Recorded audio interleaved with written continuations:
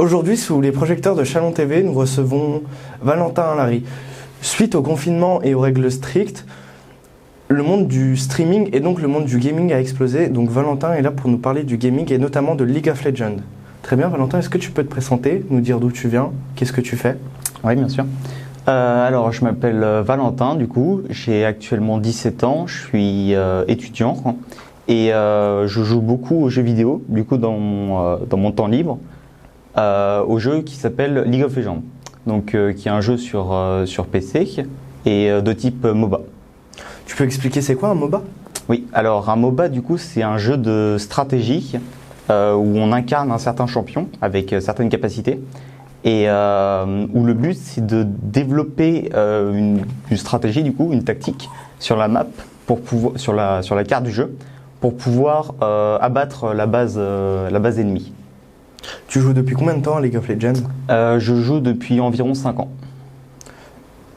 Tu joues comment ça? Tu joues comment? Il y a des stratégies? Oui, il y a des stratégies mises en place. Donc, du coup, les stratégies varient selon les games, etc. Il y a 5 postes dans le jeu. Donc, chaque poste a ses attributs et on demande de faire des choses à ces 5 joueurs, des choses qui sont différentes. On leur demande de remplir des rôles différents. Et donc, les stratégies évoluent en fonction de ça. La communauté League of Legends, elle est comment? La communauté League of Legends, elle est très très toxique, on va dire, à cause de la compétitivité dans le jeu, déjà, je pense, en premier. Et puis, je sais pas, moi qui joue depuis un moment au jeu, je dirais que c'est toxique aussi par habitude, je dirais. Il y a beaucoup de gens qui sont toxiques pour être toxiques parce qu'ils jouent au jeu, ils se déversent de toute la haine, de toutes les émotions qu'ils emmaganisent hors du jeu et qui déversent toutes leurs émotions négatives dans le jeu et qui se défoulent sur des gens parce qu'ils sont derrière leur écran, ils sont protégés et ils s'en fichent. Donc je pense qu'il y a une question d'habitude, mais la communauté est très très toxique, même si ça ne doit pas décourager pour se lancer dans le jeu. Tu parlais de compétitivité, tu peux développer sur ça, notamment sur les compétitions, sur la Ligue française? Oui, alors il y a des compétitions, donc des grosses compétitions, donc les mondiaux, les mid-season et invitational, comme on les appelle, c'est les grosses compétitions de milieu de saison. Donc il y a des ligues majeures dans LoL, donc les ligues chinoises, coréennes, européennes, nord-américaines, etc. Donc qui se déroulent en split. Les splits, c'est des championnats qui vont durer un certain temps, sur une douzaine de semaines environ, où à l'issue de ces championnats, il y aura un grand gagnant, et ce grand gagnant sera sacré champion du split, champion de la région du coup, de la région majeure, donc Europe, Chine, etc. Et il y a aussi des ligues mineures, donc des ligues qui sont attitrées à certains pays, donc une ligue française, ligue espagnole, portugaise, etc. Et ça se déroule pareil, sous le même format, sous le format de split, comme on les appelle, de championnat. Est-ce que tu essayes de participer à la compétition League of Legends? Oui, j'essaye d'y participer. Je suis dans une équipe actuellement amateur, niveau amateur, et mon but c'est de passer au niveau semi-pro l'année prochaine, donc en Ligue française, mais la division 2, pour donner un équivalent du football. Donc qui dit compétition dit plus ou moins entraînement. Est-ce qu'il y a des entraînements dans League of Legends et comment se font-ils? Oui, alors à mon niveau, ça dépend beaucoup des disponibilités des joueurs, mais on essaye de s'entraîner 4 à 5 soirs par semaine à peu près, où on affronte d'autres équipes, on développe des stratégies nouvelles, notre compréhension du jeu, nous individuellement on s'améliore. Et à plus haut niveau, ça se passe pareil, sauf que les entraînements sont plus réguliers. Il y a plus de suivi par des coachs professionnels, des nutritionnistes, des coachs mentaux. Donc tu joues combien de temps par jour à peu près? Du coup, en comptant les scrims, les entraînements, comment on les appelle, c'est ça, je joue à peu près 7 à 8 heures par jour, je dirais. C'est quoi ton plus beau souvenir de jeu vidéo? Alors, je suis allé il y a à peu près 1 an et demi, quand c'était pas encore Covid, etc.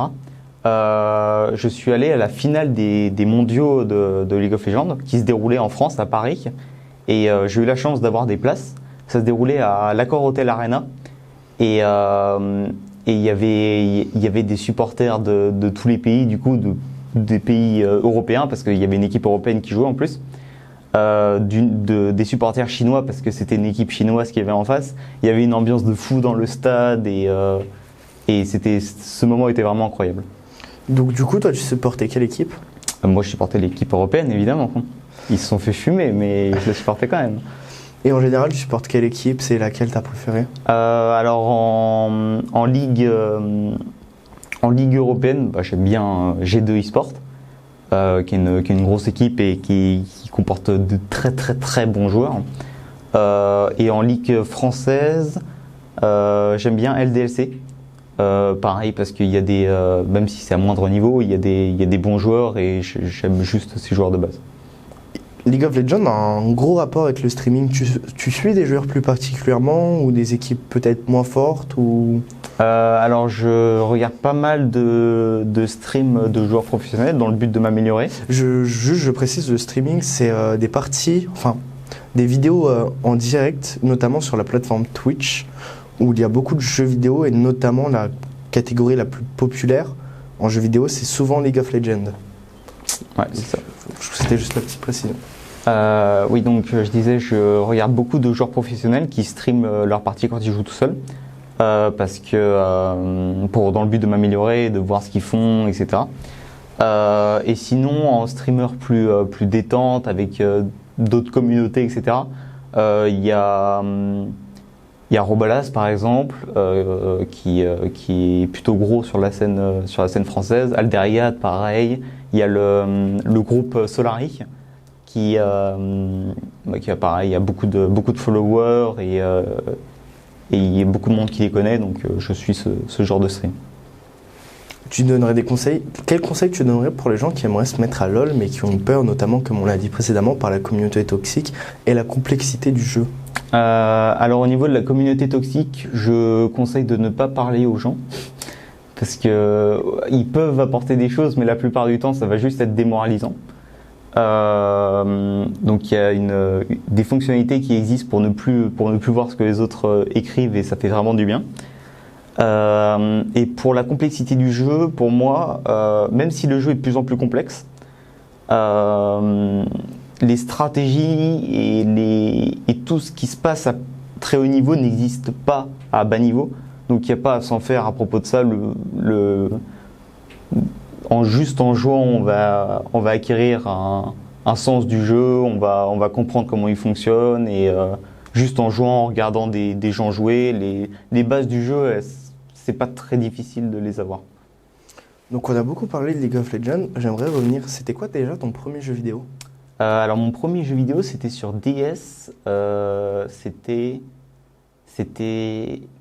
un jeu Cars, je crois, si je dis pas de bêtises. Pas grand chose à voir. Et donc avant de jouer à League of Legends, tu jouais à quoi en général? Je jouais beaucoup sur console à des jeux Nintendo.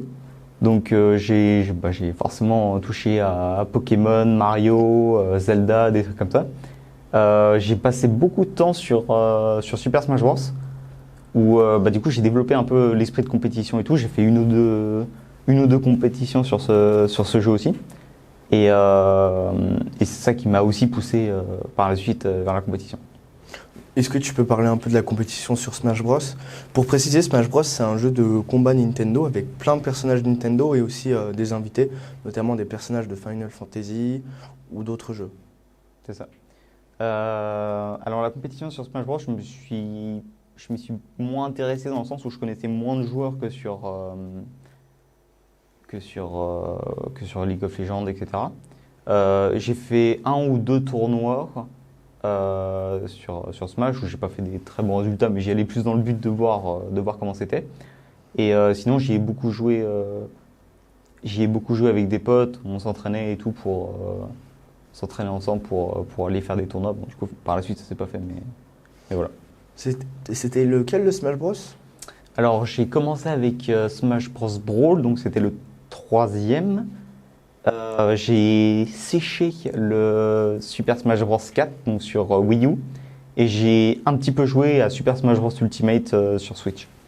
Et tu jouais quel personnage? Alors moi, du coup, étant un grand fan de Zelda, je jouais Link sur Brawl et sur Smash 4.